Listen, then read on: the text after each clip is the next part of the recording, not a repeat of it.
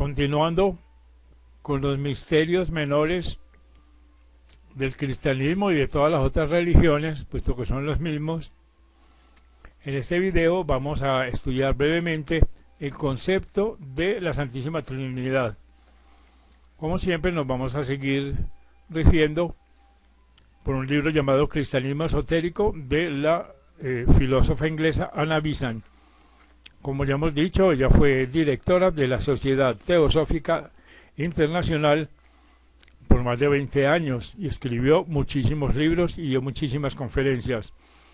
Esta sociedad fue fundada por la también filósofa Elena Blavatsky, que escribió muchos libros, el más famoso de los cuales es La Doctrina Secreta, donde ella le dio al público no iniciado de Occidente las claves para decodificar los libros sagrados que están encriptados, que son simbólicos. La señora Blavatsky era experta en símbolos, experta en religiones comparadas, y la más famosa de las claves que ella dio fue la clave antropológica, la famosa antropogénesis, donde ella narra con todo detalle las 7 etapas evolutivas del proyecto humano. También dio la cosmológica, la numerológica, la astrológica, etcétera, etcétera. Pero volviendo a nuestro objeto, veamos lo que dice la señora ya mencionada Anna Besant sobre la Trinidad. Y dice: para que sea provechoso el estudio de la existencia divina, hay que tomar como punto de partida su unidad. Así lo han afirmado todas las religiones. Así lo consignan todas las filosofías, comillas, solamente uno sin segundo. Oye Israel, exclamó Moisés, el Señor Dios nuestro es el único Señor. Nosotros empero no tenemos más de un Dios, declara San Pedro. No hay más Dios que Dios, afirma el fundador del Islam, y de esta sentencia hace el símbolo de su fe.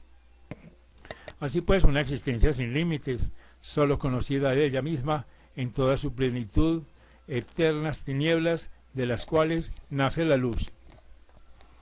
Pero en cuanto a Dios manifestado, el uno aparece trino, trinidad de seres divinos, uno con Dios, 3 como poderes manifestados. Esto también ha sido declarado siempre y es tan vital esta verdad, por lo que se relaciona con el hombre y su evolución, que en todos los tiempos ha sido parte esencial de los misterios menores. Entre los hebreos se conservó secreta esta doctrina por razón de las tendencias antropomorfas de aquel pueblo. Pero los rabinos estudiaban y adoraban el anciano de los días, de quien procede la sabiduría, y de esta el entendimiento, Keter, Chokma y Binah, como se habla en la Cábala. Tales constituían la Trinidad Suprema, exhibición en el tiempo de lo uno que está fuera del tiempo. El libro de la sabiduría de Salomón se refiere a esta enseñanza, haciendo de la sabiduría un ser. Y según el autor Maurice, comillas, el primer Sefirote, denominado Keter, la corona, Kadmon, la luz pura, y Ensof, el infinito, es el Padre omnipotente del universo. El segundo es Chokma, el cual, según hemos comprobado por las escrituras sagradas y por los rabinos, era la sabiduría creadora. El tercero es Binah, o inteligencia celeste, de donde los egipcios sacaron su Nef, y Platón sus Nous de Miorgos. Después el Espíritu Santo, que compenetra, anima y gobierna este universo sin límites. Esto según la Cábala. Pero continúa la señora Besant: la influencia de esta doctrina sobre las enseñanzas del cristianismo está indicada por el Din Milan en su historia de la cristiandad, donde dice, comillas, este ser, el verbo o la sabiduría, era impersonalizado de modo más o menos determinado, conforme a las nociones de los países y tiempos respectivos, eran más populares o más filosóficas, más materiales o más abstractas. Esto entendía esta doctrina desde el Ganges y aún desde las orillas del Mar hasta el Iliso. Era el principio fundamental de la religión y de la filosofía sindas, era la base del zoroastrismo, era el platonismo puro, era el judaísmo platónico de la escuela de Alejandría. Así que podrían citarse muchos pasajes de Filón sobre la imposibilidad de que el primer ser existente por sí llegase a ser conocido por el entendimiento humano, Y no es dudoso que hasta en Palestina Juan el Bautista y nuestro Señor mismo no expresaron ninguna doctrina nueva, sino más bien el común sentir de los más ilustres sabios, al declarar que, en comillas, ningún hombre había visto jamás a Dios. De acuerdo con este principio, al interpretar los judíos las más antiguas escrituras, en vez de la comunicación directa y sensible de la gran divinidad una, colocasen de mediadores uno o más seres intermedios, según la autorizada tradición a que aludió San Esteban. La ley fue dada, comillas, por disposición de los ángeles, y según la otra, esta función fue conferida a un ángel solo, llamado a veces el de la ley, y a veces Metatrón, pero el más común representante de Dios, por decirlo así, cerca del sentido y mente del hombre, era el Memra o verbo divino, siendo de notar que este mismo hombre se encuentra en los sistemas indostánico, persa, platónico y alejandrino. Con el mismo término designaron al Mesías los targumistas, primeros comentadores judíos de las Escrituras, y no hay para qué indicar de qué modo se santificó al introducirlo en el esquema cristiano. Como dice el sabio Din, el concepto de verbo, el logos, era universal, formaba parte de la idea de una trinidad. Los filósofos hindúes después hablan de Brahman, el Brahman manifestado como Sat, Chit y Ananda, o sea, existencia, inteligencia y felicidad. En el concepto popular, el Dios manifestado es una trinidad: Shiva, principio y fin; Vishnu, conservador; y Brahma, creador del universo.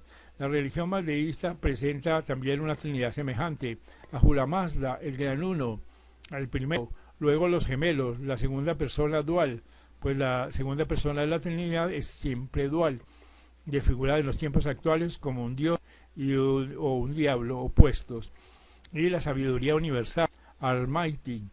En el budismo del norte vemos que Amitabha, la luz infinita; Avalokiteshvara, origen de las encarnaciones y la mente, universal, Manjushri. En el budismo del sur la idea del Dios se ha desvanecido, pero con tenacidad significativa reaparece la triplicidad como refugio a que se acoge el budismo meridional, el Buda, el Dharma, la doctrina, el Shanga, la orden. Pero el mismo Buda es a veces adorado como la Trinidad. Es pues una piedra de Buda, se halla escrita una salutación dirigida a él como a una encarnación del Eterno, y dice: oh tú eres Brahma, Vishnu y Mahesha Shiva, a ti adoro, el que eres elevado con 1000 nombres y bajo diversas formas en la figura de vida de Buda, el Dios de misericordia. Y agrega la señora Bizan: en las religiones que han desaparecido se encontraba la misma idea de Trinidad.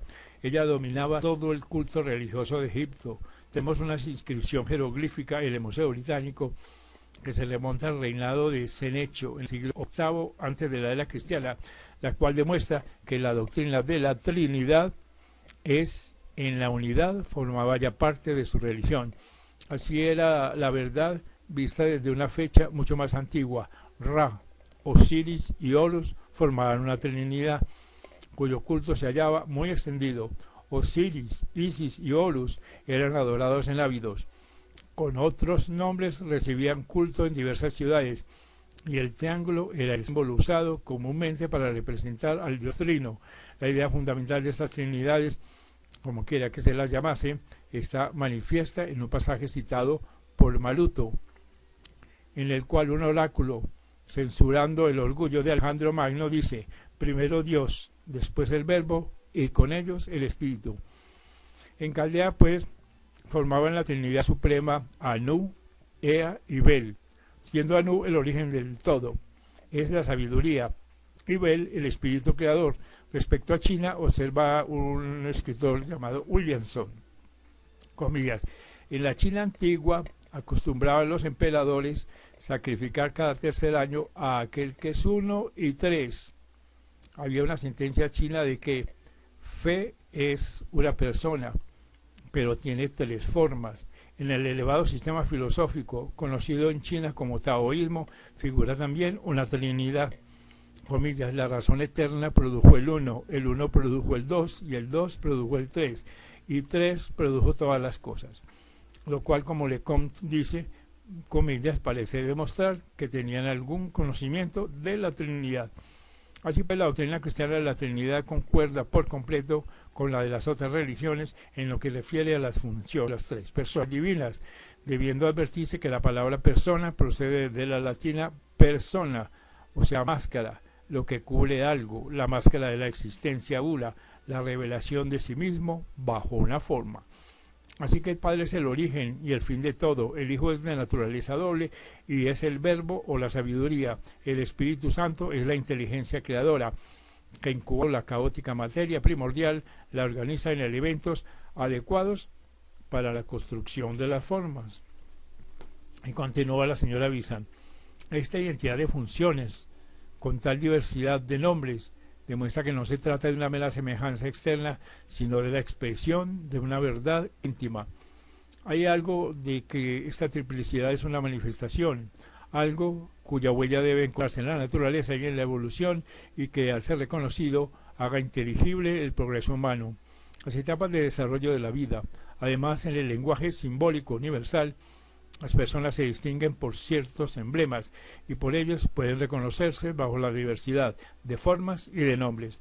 Otro punto más debe recordarse antes de terminar el examen exotérico de la Trinidad, a saber que en relación con todas estas trinidades hay una cuarta manifestación fundamental, el poder de Dios, la cual tiene siempre una forma femenina. En el hinduismo, cada persona de la Trinidad tiene su poder manifestado, por donde lo uno y los 6 aspectos indicados constituyen el Sagrado 7. Juntamente con muchas trinidades aparece una forma femenina, especialmente relacionada con la segunda persona, y en este caso se da el Sagrado Cuaternario. Veamos ahora la verdad interna, la verdad esotérica. Dice la señora Bizán. Lo uno viene a manifestarse como el ser primero, el Señor que existe por sí mismo, la raíz del todo, el Padre Supremo, la palabra voluntad o poder, parece la mejor para expresar esta primaria revelación de sí mismo, porque hasta que no haya voluntad de manifestarse, no puede haber manifestación, y hasta que no haya voluntad divina, hasta que no haya voluntad divina, que es primero. Así, el poder es guiado por la sabiduría. Por eso está escrito que, comillas, sin él nada de lo que es hecho fue hecho. Así que la sabiduría es de naturaleza doble, como se verá pronto. Cuando los aspectos voluntad y sabiduría se han revelado, un tercer aspecto debe seguir para hacer a aquellos efectivos, o sea, la inteligencia creadora, la mente divina en acción. Un profeta judío escribió, comillas, el que hizo la tierra con su poder, compuso el mundo con su sabiduría y extendió los cielos con su inteligencia. La referencia a las 3 funciones es muy clara. Estos 3 son inseparables, indivisibles, 3 aspectos del uno. Sus funciones pueden imaginarse separadamente para mayor claridad, pero no pueden desunirse. Cada una es necesaria y está presente en las demás. En el primer ser, la voluntad, el poder, predomina como característica, pero la sabiduría y la acción creadora están también presentes. En el segundo ser, la sabiduría es predominante, pero el poder y la acción creadora no les son menos inherentes. Y en el tercer ser predomina la acción creadora, más también se halla en él el poder y la sabiduría. Y aunque se haga abuso de las palabras primero, segundo y tercero, porque los seres se manifiestan así en el orden del tiempo, en la sucesión del propio desenvolvimiento. Sin embargo, en relación a la eternidad, se les considera iguales y en dependencia mutua. Comillas, ninguno es mayor ni menor que el otro. Así que esta Trinidad es el Dios divino, el Espíritu divino, el Dios manifestado, el que era y que es y que ha de venir, comillas. Y es la raíz de la triplicidad fundamental de la vida, de la conciencia. Pero hemos visto que hay una cuarta persona femenina, en algunas religiones una segunda Trinidad, que es la Madre. Es esta la que hace posible la manifestación. es la que constituye en lo uno la eterna raíz de la limitación y de la división, la cual cuando se manifiesta es llamada materia. Es el no yo divino, la materia divina, la naturaleza manifestada, considerada como uno hace el cuarto, el cual posibilita la actividad de los tres, de cuyas operaciones constituye el campo por razón de su infinita divisibilidad, y es a la vez la sierva del Señor, entre comillas, y también la madre, pues su sustancia para formar el cuerpo de aquel, el universo. Cuando la virtud del Altísimo la cobija, examinada con atención, se ve que también ella es triple, o sea, que tiene tres aspectos inseparables sin los cuales no podría existir, y estos son estabilidad, o sea, inercia o resistencia, movimiento y ritmo. Se le llama las cualidades fundamentales o esenciales de la materia. Solo ellas pueden hacer efectivo el espíritu. Por esto se las ha considerado como los poderes manifestados de la Trinidad. La estabilidad o inercia suministra la base, el punto de apoyo de la palanca. El movimiento se manifiesta enseguida, pero solo podría hacer el caos. Entonces se impone el ritmo. Y aquí pues la materia en vibración, apta para ser modelada y recibir forma. Cuando las tres cualidades están en equilibrio, es lo uno, la Virgen Madre improductiva. Cuando la virtud del Altísimo la cobija y el aliento del Espíritu viene sobre ella, las cualidades se desequilibran y entonces se hace ella la Divina Madre de los mundos. La primera acción mutua acontece entre ella y la tercera persona de la Trinidad, pero la acción de ésta adquiere aquella aptitud para producir formas. Entonces se revela la segunda persona, quien se reviste de los materiales así proveídos, y de este modo se constituye en mediador, enlazado en su propia persona el espíritu y la materia, el arquetipo de todas las formas. Solo por su medio se revela la primera persona como Padre de todos los espíritus. Ahora es ya posible entender cómo la segunda persona de la Trinidad del Espíritu es siempre dual. Ella es quien se reviste de materia, apareciendo en ella, por lo tanto, las mitades gemelas de la divinidad en unión, no como uno. De aquí que sea también ella sabiduría, pues la sabiduría del lado del espíritu es la razón pura que se reconoce a sí misma como el yo uno y a todas las cosas en su yo, y del lado de la materia es amor, que mantiene unidas las formas de diversidad infinita, y de cada forma constituye una unidad, no un mero cúmulo de partículas. Es el principio de atracción que sostiene los mundos y de todo cuanto en ellos existe, en orden perfecto y equilibrio. Esta sabiduría de la cual se ha dicho que, comillas, potente y suavemente ordena todas las cosas, que sostiene y conserva el universo. En el sistema de símbolos que en todas las religiones se encuentra, se ha considerado el punto, lo que solo tiene posición, como símbolo de la primera persona de la Trinidad.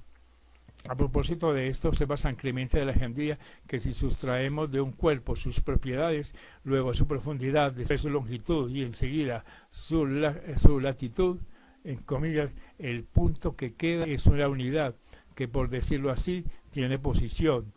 Si de él sustraemos la posición, quedaría el concepto de unidad.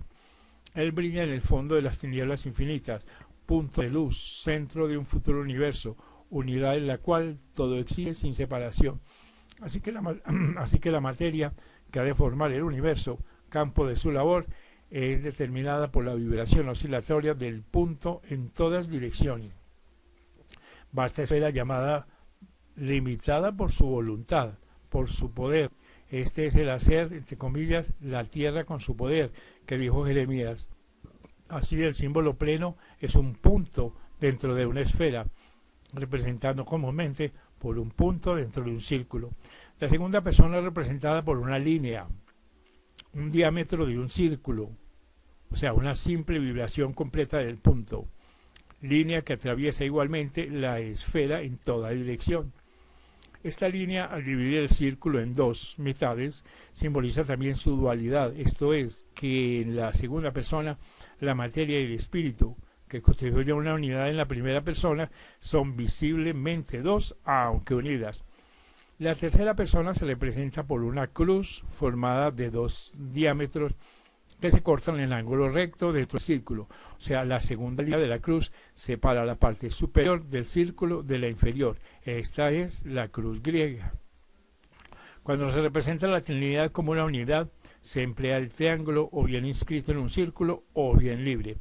El universo se simboliza por dos triángulos unidos, el que representa la Trinidad del Espíritu con el ápice hacia arriba y el que representa la Trinidad en la materia con el ápice hacia abajo, cuando se figura con colores. El primero es blanco, amarillo, dorado o el color de la llama, y el segundo negro o de algún color muy oscuro. Ahora podrá seguirse el proceso cósmico sin dificultad. El 1 se ha hecho 2, el 2 3 y la Trinidad se revela. La materia del universo ha quedado demarcada y aguardando la acción del Espíritu. Esto es el principio, entre comillas, del Génesis, cuando, entre comillas, creó Dios el cielo y la tierra. Expresión más adelante aclarada por la repetida frase de que, comillas, Él echó los cimientos de la tierra. Solo quedaba hecho el mojonamiento del material. El mero caes sin forma y vacío. Después comenzó la obra de la inteligencia creadora. El Espíritu Santo, que era llevado sobre las aguas, entre comillas, el vasto océano de materia. Así él fue la primera actividad, aunque era la tercera persona. Punto este de la mayor importancia. Esta obra, dice la señora Vidhan, se declaraba a menudo en los misterios, mostrándose la preparación de la materia del universo, la formación de los átomos, la constitución de sus agregados, la reunión de estos en elementos y la agrupación a su vez de estos últimos en sus compuestos gaseosos, líquidos y sólidos. La labor que abarca no solo la clase de materia llamada física, sino también la correspondiente a todos los estados más sutiles de los mundos invisibles. Además, él, como espíritu de la inteligencia, entre comillas, concibió las formas en que aquella había de modelarse, mas no construyó las formas, sino que en función de la inteligencia creadora produjo las ideas de ellas, los prototipos celestiales, como comúnmente se les llama. Esta es la tarea descrita cuando se dice que él extendió los cielos con su inteligencia. La obra de la segunda persona sigue a la de la tercera. Por virtud de su sabiduría compuso el mundo, construyendo los globos y todas las cosas que en ellos hay. Todas las cosas por él fueron hechas. Ella es la vida organizadora de los mundos y todos los seres tienen en ella su raíz. La vida del Hijo, así manifestada en la materia, preparada por el Espíritu Santo, otra vez el gran mito de la encarnación, es la vida que construye, conserva y sostiene todas las formas, porque Él es el amor, la fuerza atrayente que da cohesión a las formas, haciéndolas capaces de crecer sin modelarse, conservador, sostenedor, salvador. Por eso todas las cosas deben de ser sujetadas al Hijo, todo ha de reunirse en Él. Por eso, comillas, nadie viene al Padre sino por Él. Porque la obra de la primera persona sigue la de la segunda como la de esta a la de la tercera. A la primera se la llama Padre de los Espíritus, Dios de los Espíritus de toda carne, y suyo es el don del Espíritu Divino, el verdadero yo del hombre. El Espíritu humano es la vida divina del Padre vertida, derramada en el envaso que el Hijo construye de los materiales vivificados por el Espíritu. Y este Espíritu del hombre, proviniendo del Padre, de que ser el Hijo y el Espíritu Santo, es como él mismo, una unidad, con los tres aspectos en uno. Así está el hombre verdaderamente hecho a nuestra imagen y semejanza, comillas. Y así es capaz de hacerse, comillas, perfecto como vuestro Padre que está en los cielos es perfecto. Y añade la señora Vidhan, tal es el proceso cósmico, repetido en la evolución humana, ya que es arriba como es abajo. Así que la Trinidad espiritual del hombre, hecha semejanza de la divina, tiene que exhibir las divinas características. Y así encontramos en él el Padre, que ora en su forma más elevada de voluntad, ora en su forma inferior del deseo, de impulso a su evolución. También encontramos en él la sabiduría, la razón pura, cuya expresión en el mundo de las formas es el amor, y finalmente la inteligencia o mente, que es la energía activa modeladora. Así vemos que la manifestación de estas características en la evolución humana procede de la tercera a la segunda, de la segunda a la primera. La masa de la humanidad se está desenvolviendo, la mente, evolucionando la inteligencia, cuya acción separadora podemos observar en todas partes, aislando los átomos humanos, por así decirlo, y desarrollando a cada uno separadamente a fin de que lleguen a ser materiales apropiados para la construcción de una humanidad divina. Solamente este punto ha alcanzado hasta ahora la especie humana y en él aún estamos trabajando.